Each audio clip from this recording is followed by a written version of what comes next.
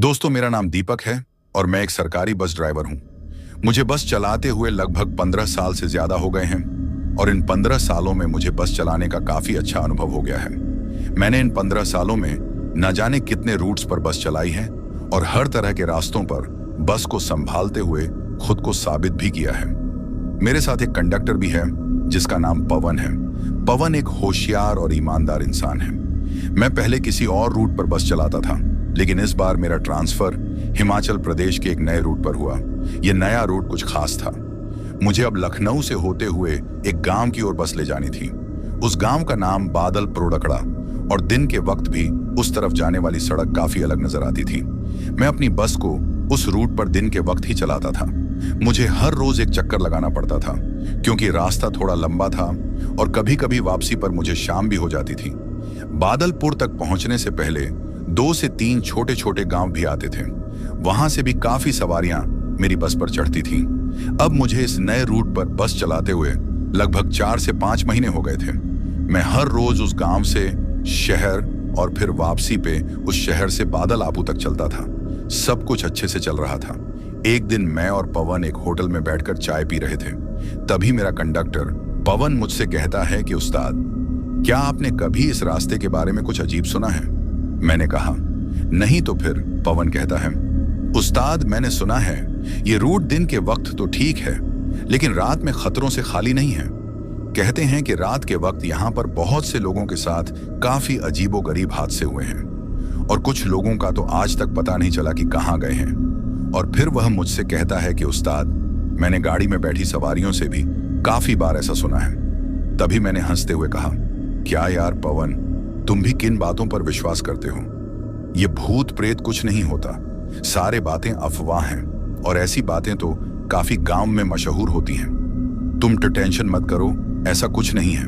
और तुम्हें तो पता है हमें भी काफी वक्त हो गया है इस रूट पर चलते, लेकिन आज तक तो कभी कुछ महसूस नहीं हुआ।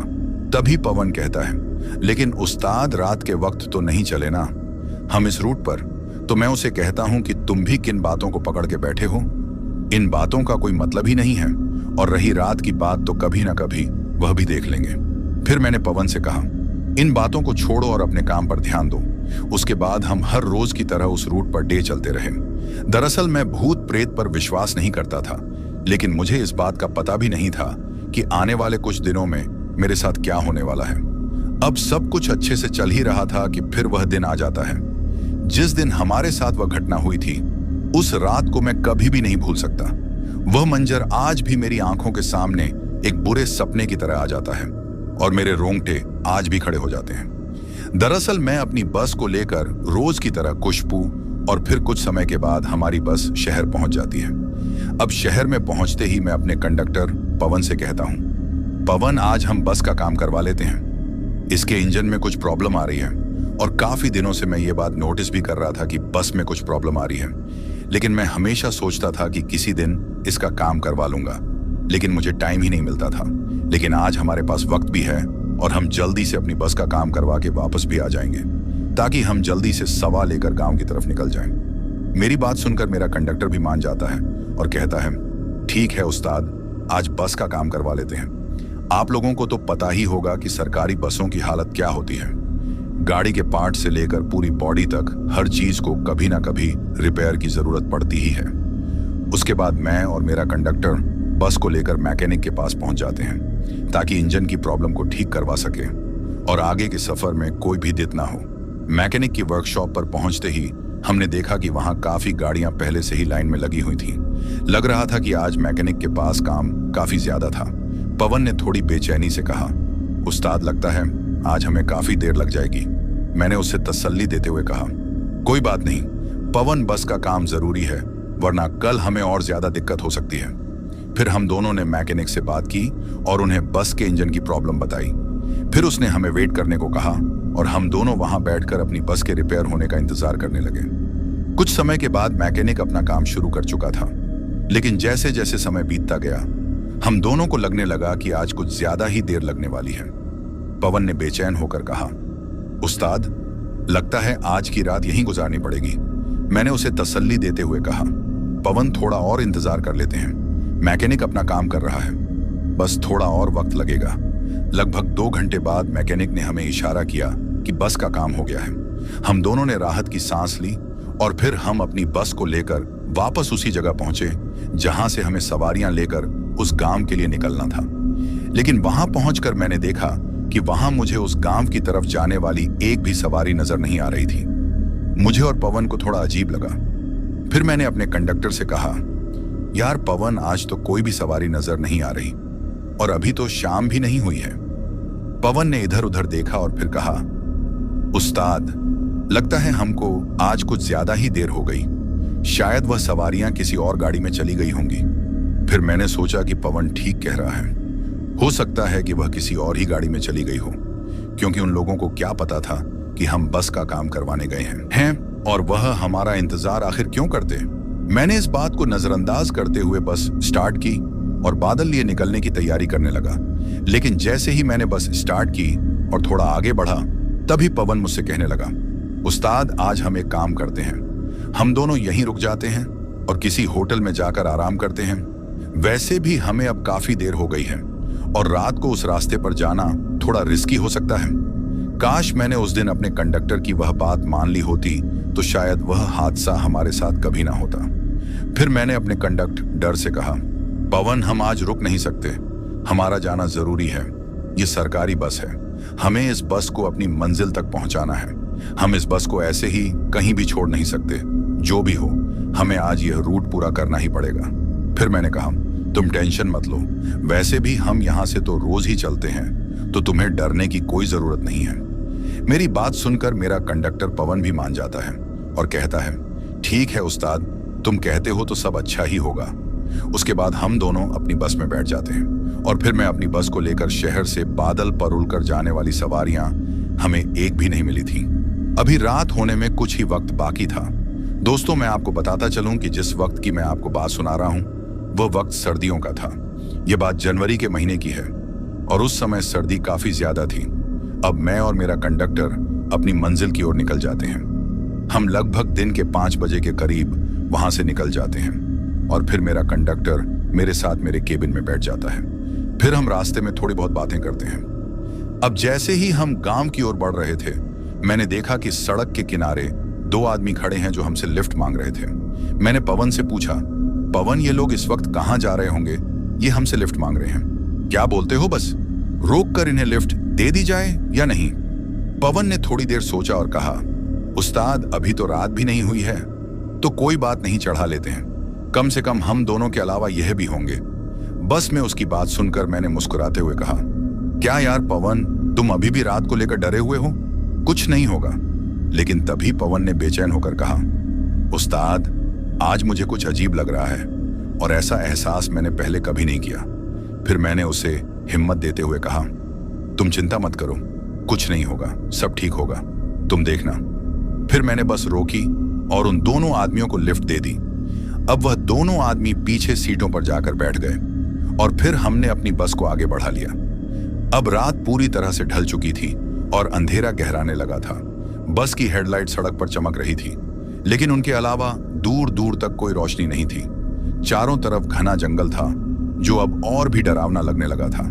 हमारी बस उस सुनसान सड़क पर आगे बढ़ रही थी और रात की सर्द हवा के साथ साथ एक अजीब सा सन्नाटा भी माहौल पर छा गया था।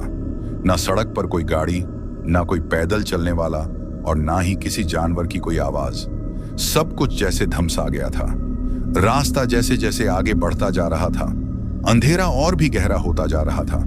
चारों तरफ सिर्फ हमारी बस की हेडलाइट्स की रोशनी थी जो सड़क को थोड़ा बहुत दिखा रही थी। सड़क के दोनों ओर घना जंगल खामोशी से खड़ा था, जैसे वह भी हमारी हर हरकत को देख रहा हो। अब कुछ देर बस चलाने के बाद मैंने देखा कि सड़क के किनारे 3 लोग खड़े हैं। एक आदमी, एक औरत और उनके साथ एक छोटी सी लड़की जिसकी उम्र लगभग 6 साल के बीच होगी। वह तीनों हमारी तरफ इशारा कर रहे थे, जैसे हमसे लिफ्ट मांग रहे हों। उनकी हालत देखकर ऐसा लग रहा था कि उन्हें मदद की जरूरत है। मैंने बस की रफ्तार धीमी की ओर से पूछा, पवन, सामने ये लोग हमसे लिफ्ट मांग रहे हैं, क्या कहते हो? इन्हें लिफ्ट दे दी जाए या नहीं? पवन ने उन लोगों की तरफ गौर से देखा, फिर थोड़ा हैरानी से कहा, बड़ी अजीब बात है उस्ताद, इतनी रात को यह लोग इस जंगल के बीचों बीच सड़क पर क्या कर रहे होंगे? मैंने भी उनकी हालत पर गौर किया। उस औरत ने घूंघट डाल रखा था और वह आदमी अपनी जगह एकदम सीधा खड़ा था। उनके साथ वह छोटी सी बच्ची अपनी मां हाथ पकड़े खड़ी थी। उसकी मासूम आंखें हमारी बस की तरफ टकटकी लगाए हुए थीं। पवन ने उस बच्ची की तरफ देखते हुए कहा, उस्ताद, इनके साथ यह छोटी सी बच्ची भी है, शायद इन्हें सच में मदद की जरूरत होगी। उसकी बात में एक नरमी थी और उस मासूम बच्ची की तरफ देखकर मुझे भी उस पर तरस आने लगा। मैंने पवन की ओर देखा और कहा, ठीक है पवन, शायद हमें इन्हें लिफ्ट दे देनी चाहिए। उसके बाद मैंने अपनी बस को रोक लिया। अब वो तीनों हमारी बस की तरफ आने लगते हैं। जैसे ही वह हमारी बस के दरवाजे के पास पहुंचे, तभी मेरा कंडक्टर पवन उनसे कहता है कि आप लोगों को कहां जाना है। उनमें से वह आदमी पवन से कहता है कि हमें आगे जो गांव है वहां तक जाना है, हमारी गाड़ी खराब हो गई है और हम यहां फंस गए हैं। पवन ने उनकी हालत को देखते हुए कहा, ठीक है आप लोग चढ़ जाइए, लेकिन इतनी रात में इस सुनसान जगह पर कैसे फंसे।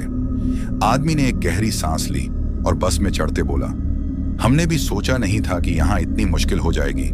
बच्ची को ठंड लग रही है, इसलिए जल्दी घर पहुंचना जरूरी है।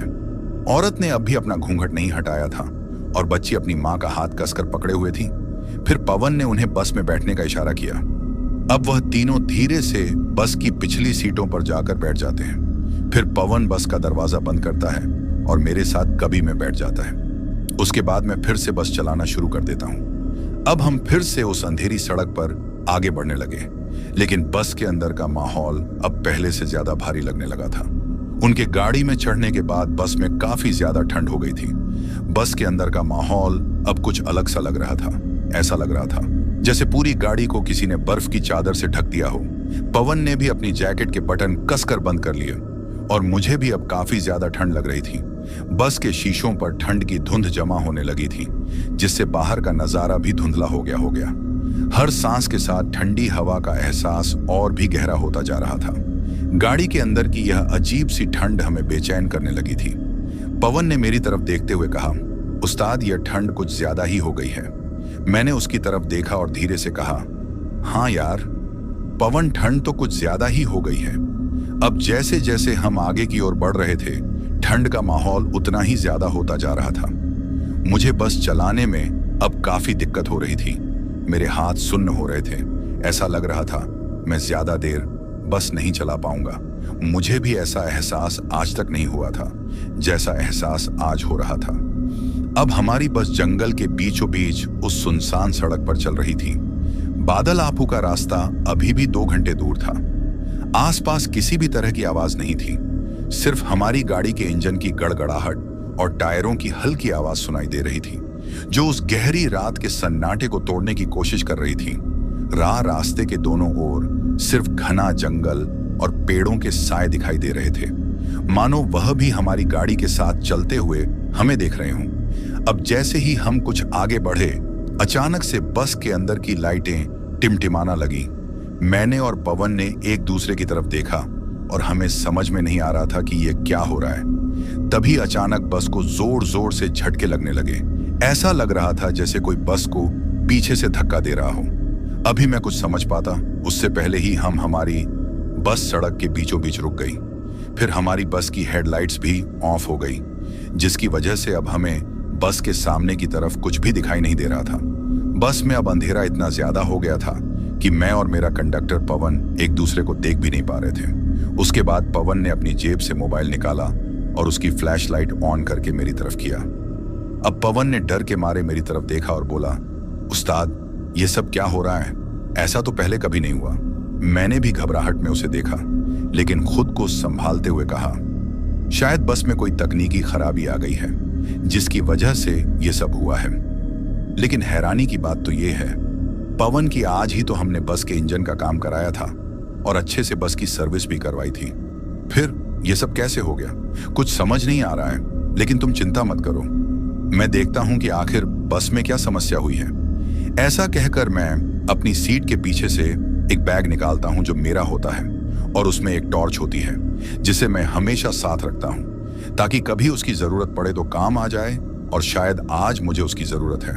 फिर मैं उस टॉर्च की लाइट ऑन करता हूं और अपनी बस से बाहर जाने की कोशिश करता हूं। अब मैं जैसे ही बस के बाहर जाने की कोशिश करता हूं, तभी मेरा कंडक्टर पवन मुझसे कहता है, उस्ताद बाहर मत जाओ। तो मैं उससे कहता हूं, क्यों पवन, तुम ऐसा क्यों बोल रहे हो? तो वो मुझसे कहता है, उस्ताद इस सुनसान सड़क पर बाहर निकलना खतरे से खाली नहीं है। जो भी आज तक मैंने इस रास्ते के बारे में सुना है उसमें सारे हादसे रात के वक्त ही हुए हैं। इसलिए उस्ताद मैं आपको मना कर रहा हूं। उसकी बात सुनकर मैं उसे कहता हूं, पवन यार तुम फिर से वही बातें पकड़ कर बैठे हो, कुछ नहीं होगा।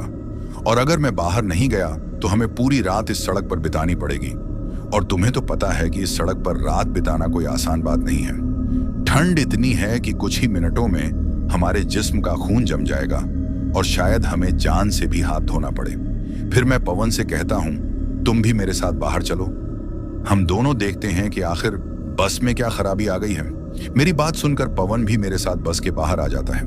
बस के बाहर आते ही मैंने देखा कि चारों ओर एक अजीब सा सन्नाटा पसरा हुआ है, लेकिन मैंने किसी चीज पर ज्यादा ध्यान नहीं दिया और मुआयना करने का सोचा। फिर मैंने इंजन का बोनट खोला और अपनी टॉर्च की रोशनी में उसकी जांच करने लगा, लेकिन मुझे कुछ खास समस्या नजर नहीं आई। फिर मैंने टायरों की ओर देखा तो मुझे कुछ भी गड़बड़ नहीं लगी, लेकिन फिर भी वह झटके और बस का यूं बीच सड़क में रुक जाना मुझे अजीब लगा। मैं इस सोच में डूबा था कि आखिर यह सब हुआ कैसे। अभी मैं यह सोच ही रहा था कि तभी मुझे पीछे से किसी आदमी की आवाज आती है और वह आदमी मुझसे कहता है, उस्ताद जी क्या हो गया है, आपने बीच सड़क में बस को क्यों रोक दिया है? दोस्तों मैं आपको बताता चलूं कि यह आदमी वही था जो अपने साथी के साथ हमारी बस में शहर के थोड़े आगे से बैठा था और वह बस के बाहर आकर हमसे पूछ रहा था कि क्या हुआ है, आपने बस को क्यों रोका है? पहले तो मैं और मेरा कंडक्टर उसकी आवाज सुनकर अचानक से चौंक गए, लेकिन फिर मैं उससे कहता हूं, भाई साहब बस में कुछ खराबी आ गई है जिसकी वजह से बस रुक गई है। हम लोग देख रहे हैं कि आखिर क्या समस्या हुई है। मेरी बात सुन वो आदमी मुझसे कहता है, क्या मैं आपकी कुछ मदद कर सकता हूं? तो मैं उससे कहता हूं, आप क्या मदद करेंगे? हमारी शायद बस में कोई तकनीकी खराबी आ गई है, लेकिन हमें समझ नहीं आ रही कि आखिर हुआ क्या है।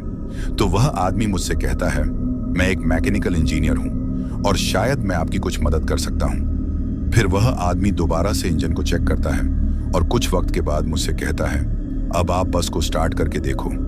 उसकी बात सुनकर मैं बस में चढ़ जाता हूं और बस को स्टार्ट करने की कोशिश करता हूं, लेकिन बस एक हल्की सी खड़खड़ आहट करती है और फिर बंद हो जाती है।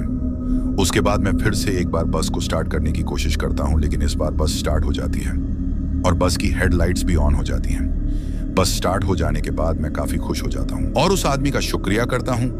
उसके बाद मेरा कंडक्टर पवन और वह आदमी बस में चढ़ जाते हैं, लेकिन इस बार वह आदमी हमारे साथ केबिन में बैठ जाता है। फिर हम बस को आगे बढ़ा लेते हैं। अब मैं उस आदमी से कहता हूं, अगर आज आप ना होते तो शायद हमको आज की रात यहीं गुजारनी पड़ती। तो वह हमसे मजाक में कहता है, शायद आपके साथ साथ हमको भी रात यहीं गुजारनी पड़ती। फिर मैं उस आदमी से कहता हूं, आप कहां तक जा रहे हो? तो वह आदमी मुझसे कहता है, हम अपने दोस्त की शादी में जा रहे हैं। यहाँ आगे एक गांव आता है, हमारा दोस्त वहीं रहता है, तो हम लोग वहीं जा रहे हैं। उसके बाद मैं उस आदमी से कहता हूं, आप पीछे जाकर अपने दोस्त के साथ आराम से बैठ जाइए। जैसे ही वह गांव आएगा मैं आपको बता दूंगा। मेरी बात सुनकर वह आदमी मुझसे कहता है, मेरा साथी तो पीछे सीट पर आराम कर रहा है और मैं भी उसके साथ बैठकर आराम ही कर रहा था, लेकिन बस को अचानक से रुकता देख मेरी नींद टूट गई और फिर मैं जाग गया। वैसे भी मैं काफी देर से आराम करके थक गया हूं, तो सोचा क्यों ना आप लोगों के साथ आगे केबिन में बैठकर बातें कर ली जाए। फिर वह आदमी हमारे साथ हमारे केबिन में ही रहा और हम तीनों बातें करने लगे। जिस गांव में उस आदमी को जाना था वह गांव अभी भी 8 किलोमीटर की दूरी पर था। हमें लग रहा था कि सब कुछ नॉर्मल हो गया है, लेकिन शायद हमें इस बात का पता ही नहीं था कि आगे चलकर हमारे साथ जो होने वाला है उसकी शायद हमने कभी कल्पना भी नहीं की थी। अभी हम कैब में बातें कर ही रहे थे कि अचानक मेरा कंडक्टर पवन मुझसे कहता है कि उस्ताद मैं पीछे की सवारियों की टिकट काट कर आता हूं और उनसे पूछता हूं कि उन लोगों को कहां तक जाना है। उसके बाद मेरा कंडक्टर पवन कभी से उठकर पीछे की ओर जाने की कोशिश करता है, लेकिन जैसे ही पवन कैबिन से बाहर अपना कदम रखता है वो उसी जगह रुक जाता है और डर के मारे कांप जाता है। उसके बाद वो अपने आप को कैबिंदा बस डर के मारे कांप रहा होता है। उसके मुंह से शब्द ही नहीं निकल रहे थे। ऐसा लग रहा था जैसे वह कुछ बोलने की कोशिश तो कर रहा है लेकिन बोल नहीं पा रहा। उसको ऐसे देखकर मैं भी परेशान हो जाता हूँ। मेरे बार बार पूछने पर भी वह एक मूर्ति की तरह खड़ा होकर बस के पीछे की तरफ देख रहा था। अब मेरे साथ वाला आदमी भी मेरे कंडक्टर से पूछता है, भाई साहब आपको क्या हो गया है, आप कुछ बोल क्यों नहीं रहे? उसकी बात सुनकर मेरा कंडक्टर पवन अपनी उंगली से बस के पीछे की तरफ इशारा करता है। उसके इशारा करते ही वह आदमी भी अब खड़ा हो जाता है और फिर वह भी केबिन से पीछे की ओर जाने की कोशिश करता है। अब जैसे ही वह पीछे की ओर जाने की कोशिश करता है, उसका भी वही हाल हो जाता है जो मेरे कंडक्टर पवन हुआ था। मतलब कि वो भी डर के मारे कांप जाता है और एकदम से केबिन में भागकर मेरी सीट को कसकर पकड़ लेता है। उसको ऐसा करते देख मैं उससे पूछता हूं, भाई साहब आखिर ऐसा क्या देख लिया है आप दोनों ने, जो आप दोनों ही डर के मारे कांप रहे हो? लेकिन मेरे बार बार पूछने पर भी उस आदमी ने कोई जवाब नहीं दिया।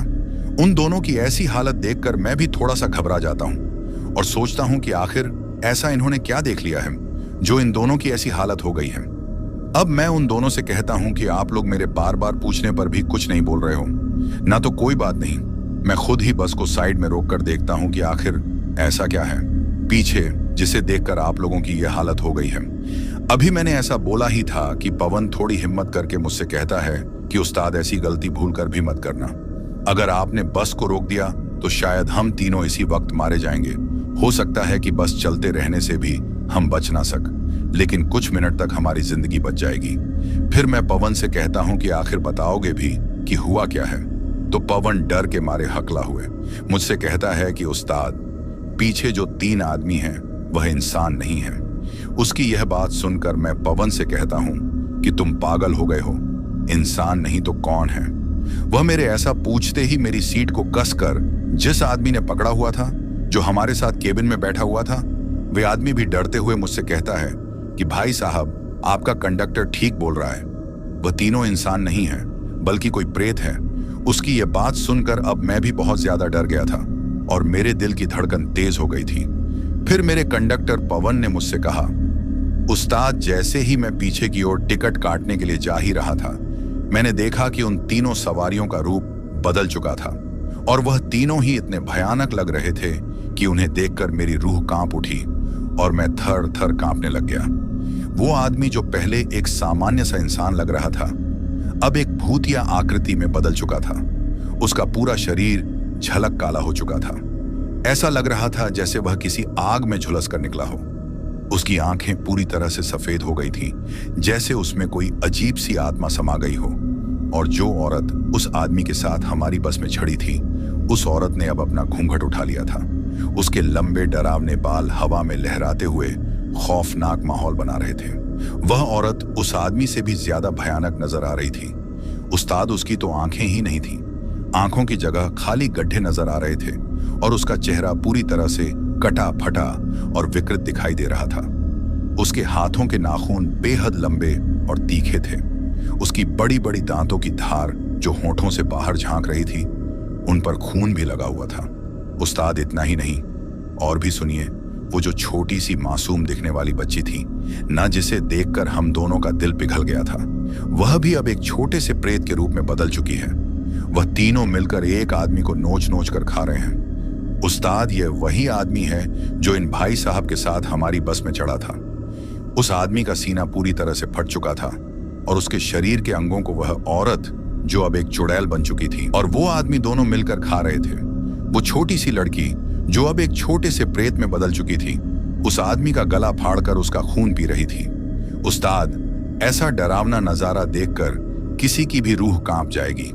मैं खुद को संभाल नहीं पा रहा हूं और डर के मारे कांप रहा हूं। और इतना तो मुझे पता है कि आज हम सब खत्म हैं। अगर आपने बस को रोक दिया तो उन तीनों को पता चल जाएगा कि हमें उनकी सच्चाई का पता लग चुका है और फिर वह हमें उसी वक्त मार डालेंगे। पवन की यह बातें सुनकर मेरी हालत और खराब हो जाती है। मेरे दिल की धड़कन तेज हो जाती है और मैं डर के मारे कांपने लगता हूं। इतनी ठंड में भी मेरे माथे पर पसीना आ जाता है। मुझे समझ नहीं आ रहा था कि हम आखिर बचे तो कैसे। तभी हमारे साथ बैठा आदमी अचानक फूट फूट कर रोने लगता है। पवन उससे पूछता है, भाई साहब आपको अचानक क्या हो गया? वो आदमी कहता है, जिसे उन तीनों प्रेतों ने मार डाला वो मेरा करीबी दोस्त था और मैं उसे बचा भी नहीं पाया। अब हमारी बारी भी आने वाली है। उसकी बात सुनकर मैं उसे थोड़ी हिम्मत देते हुए बोलता हूं, अभी रोने का वक्त नहीं है। हमें अपनी जान बचाने के लिए कुछ तो करना पड़ेगा। अभी वो प्रेत उस आदमी को खाने में व्यस्त है। हमें जो भी करना होगा अभी करना होगा। फिर मैं सोचने लगता हूं कि आखिर क्या किया जाए, लेकिन डर के मारे हमारा दिमाग काम ही नहीं कर रहा था। तभी अचानक से बस के पीछे से हमें एक चीख सुनाई दी और उस चीख को सुनकर हम सब अब और भी ज्यादा घबरा जाते हैं। लेकिन हमने उस चीख को नजरअंदाज किया, क्योंकि हमें पता था कि यह उन प्रेतों का ही कोई जाल होगा जिसमें वह हमें फंसाना चाहते हैं। हमें इस बात का पता था कि वह चाहते हैं कि हम उस चीख को सुनकर पीछे की तरफ जाएं और वह हमें आराम से मारकर खा जाए। अब बस में ज्यादा देर तक रहना खतरे से खाली नहीं था। ऐसा लग रहा था कि हम तीनों अपनी मौत का इंतजार कर रहे हैं। अब कुछ देर बाद एक छोटी लड़की के रोने की आवाज आती है और यह आवाज भी बस के पीछे वाली साइड से ही आ रही थी। उस रोने वाली आवाज को सुनकर हमारी बस में डर का माहौल अब और भी ज्यादा हो गया था। हम तीनों केबिन में कांप रहे थे। अब मेरा कंडक्टर पवन और वह आदमी एक दूसरे को पकड़कर मेरी ड्राइविंग सीट के पास बैठे थे। मेरी हालत भी खराब हो चुकी थी। ऐसा लग रहा था कि मुझे अभी हार्ट अटैक आ जाएगा। अब हम सभी भगवान को याद कर रहे थे और कह रहे थे, हे भगवान, हमारी जान बचा लो, आज हमें इस मुसीबत से बचा लो, कुछ भी करो भगवान, लेकिन हमारी रक्षा करो। ऐसा कहकर मैंने बस को चलाना जारी रखा। थोड़ी देर बाद मुझे सड़क के किनारे कुछ जलता हुआ दिखाई दिया। दूर से वह आग की तरह लग रहा था। मैंने सोचा कि यह हमारी आखिरी उम्मीद हो सकती है। मैंने अपने कंडक्टर पवन को और उस आदमी को भी उस आग के बारे में बताया और उन दोनों को भी अपनी जिंदगी के बचने की थोड़ी उम्मीद लगने लगी। अब मैं अपनी बस को उस जगह तक जल्दी पहुंचाना चाहता था ताकि हमें कोई मदद मिल सके। अब हमने बस को थोड़ा तेजी से उस दिशा में बढ़ाना शुरू कर दिया, लेकिन मन में डर अब भी बरकरार था कि यह भी कोई छलावा ना हो। अब हम जैसे ही उस आग की तरफ जाने की कोशिश करते हैं कि तभी हमें अपनी बस के पीछे से किसी के चलने की आवाज आती है। ऐसा लग रहा था कि वह तीनों प्रेत अब हमारे केबिन की तरफ आ रहे हैं। अब जैसे ही हमें उनके कदमों की आवाजें सुनाई देने लगती हैं, हमारे दिल की धड़कनें काफी ज्यादा तेज हो जाती हैं। हमें ऐसा लग रहा था कि हमारा दिल अभी बाहर निकल आएगा, लेकिन मैंने हिम्मत करके उन दोनों से कहा कि हम लोग अब आग के करीब पहुंचने वाले हैं। तुम लोगों को थोड़ा हिम्मत से काम लेना होगा। अगर जिंदगी चाहते हो तो हिम्मत रखनी पड़ेगी। फिर मैं उन दोनों से कहता हूं, ध्यान से मेरी बात को सुनो। मैं अपनी बस की खिड़की को खोल कर रखता हूं। जैसे ही हम आग के पास पहुंचेंगे, मैं खिड़की से बाहर कूद जाऊंगा। तुम लोग भी मेरे पीछे कूद जाना और कूदने के बाद जितनी जल्दी हो सके उस आग के पास पहुंच जाना। ध्यान रहे, जितनी जल्दी हो सके उतना जल्दी आग के पास पहुंचने की कोशिश करना। अगर हम में से कोई भी आग के पास नहीं पहुंच पाया तो फिर याद रखना कि जो हाल हमारी बस में उस आदमी का हुआ है वही हाल हमारा होगा, और फिर हमें उन प्रेतों से कोई भी बचा नहीं सकता। फिर मैं उनसे कहता हूं कि मुझे यह भी पता है कि बस से कूदने के बाद हमें काफी ज्यादा चोट भी लग सकती है, लेकिन अपनी जिंदगी के लिए इतना जोखिम तो हम ले ही सकते हैं। मेरी बात को सुनकर वह दोनों मान जाते हैं। अब मैं अपनी बस की खिड़की खोल लेता हूं, लेकिन कूदने से पहले अपनी बस की गति को थोड़ा धीमा कर लेता हूं। ज्यादा धीमा भी नहीं कर सकता था, क्योंकि फिर उन प्रेतों को हम पर शक हो जाता। अब जैसे ही मैं उस आग के थोड़ा नजदीक पहुंचता हूं, मैं बस से कूद जाता हूं। कूदने के बाद मैं सड़क पर थोड़ा सा आगे की ओर घिस करता हुआ जाता हूं, जिसकी वजह से मुझे बाजू में थोड़ी चोट लग जाती है, लेकिन मैं खुद को संभालते हुए उस आग की तरफ भाग जाता हूं। मेरे कूदने के बाद मेरे कंडक्टर पवन और उस आदमी ने भी बस से छलांग लगा दी और उन दोनों को भी थोड़ी बहुत चोट आ जाती है। फिर मैं उन दोनों को काफी जोर से आवाज देकर कहता हूं कि जितनी जल्दी हो सके खुद को संभाल कर भागो और मेरी तरफ आ जाओ। फिर वह दोनों ही काफी तेजी से मेरे पास पहुंच जाते हैं और अब हम तीनों ही सड़क के किनारे की ओर चले जाते हैं जहां वह आग जली हुई थी। हम सबके कूदने के बाद हमारी बस सड़क के सामने की ओर एक बड़े पेड़ के साथ टकरा जाती है। बस के टकराते ही बस के अंदर से काफी भयानक चीखें हमें सुनाई देती हैं। वह चीखें इतनी भयानक होती हैं कि उनको सुनकर किसी का भी दिल बैठ जाए। अब हम उस आग के पास जाते हैं। जब हम आग के पास पहुंचे तो हमें एक आदमी दिखाई दिया, जिसकी शभूषा से लग रहा था कि वह कोई अघोरी है, जो आग के पास बैठकर मंत्र उच्चारण कर रहे थे। उनके चारों तरफ कुछ जानवरों की हड्डियां और राख बिखरी हुई थी। उनके शरीर पर राख मली हुई थी और उनके सामने एक इंसानी खोपड़ी भी रखी हुई थी। उनका चेहरा अंधेरे में भी चमक रहा था, मानो उनके पास कोई अलौकिक शक्ति हो। फिर मैंने हिम्मत जुटाकर उस अघोरी बाबा के पास जाकर कहा, बाबा हमारी मदद करो, हमारी जान को खतरा है। हमारे पीछे 3 लोग पड़े हुए हैं जो इंसान नहीं है। उनको देखकर ऐसा लगता है जैसे वह कोई प्रेत हो। बाबा हमें इस मुसीबत से बचाओ, अब आपका ही सहारा है। मेरी बातों को सुनकर अघोरी ने अपनी आंखें खोली और हमें ध्यान से देखा। फिर उन्होंने गंभीर स्वर में कहा, तुम लोगों की समस्या को मैं जानता हूं। यह तीनों प्रेता आत्माएं हैं जो इस इलाके में काफी लंबे समय से भटक रही हैं और आज वह तुम्हारी बस में चढ़ गई हैं। लेकिन तुम घबराओ मत, मैं उनकी मुक्ति का उपाय करूंगा। फिर अघोरी बाबा ने अपने पास रखी एक छोटी सी पोटली से कुछ भभूत निकाली और मंत्रों का उच्चारण करते हुए उस भभूत को हमारी बस की तरफ फेंका। उसके बाद उस अघोरी ने एक लकीर को हमारे चारों तरफ खींच दिया और फिर हमें आदेश दिया कि हम उस लकीर से बने घेरे में ही रहे। फिर उन्होंने हमें कहा कि चाहे कुछ भी हो जाए, इस घेरे से बाहर अपने कदम मत रखना। उसके बाद वह अघोरी बस के पास जाने की कोशिश करता है, लेकिन जाते जाते हमसे फिर से कहता है कि चाहे कुछ भी हो जाए, गलती से भी इस घेरे के बाहर मत आना। अगर तुम लोगों में से किसी ने भी इस घेरे को पार कर लिया, फिर मैं भी उस आदमी की कोई मदद नहीं कर सकूंगा। उसके ऐसा कहने के बाद वह अघोरी बस की तरफ चला जाता है। उसके बाद वह उस बस की तरफ दोबारा से भभूत को फेंकता है और जोर जोर से मंत्र पढ़ने लग जाता है। अब उसके ऐसा करने से बस के अंदर से अजीबोगरीब चीखें सुनाई देने लग जाती हैं। उन चीख को सुनकर ऐसा लग रहा था जैसे मानो उन प्रेत आत्माओं को बाबा के मंत्रों से तकलीफ हो रही हो। अब अचानक से काफी तेज हवा चलने लगती है और उस हवा की वजह से हम लोगों को काफी तेज धक्के लग रहे थे, लेकिन हम लोगों ने खुद को संभाले हुए रखा था और एक बात को दिमाग में रख लिया था कि अगर इस बाबा के घेरे से बाहर हम निकल गए तो फिर हमें कोई भी नहीं बचा सकता। हम तीनों ने खुद को काफी हिम्मत से उस घेरे में बनाए रखा था।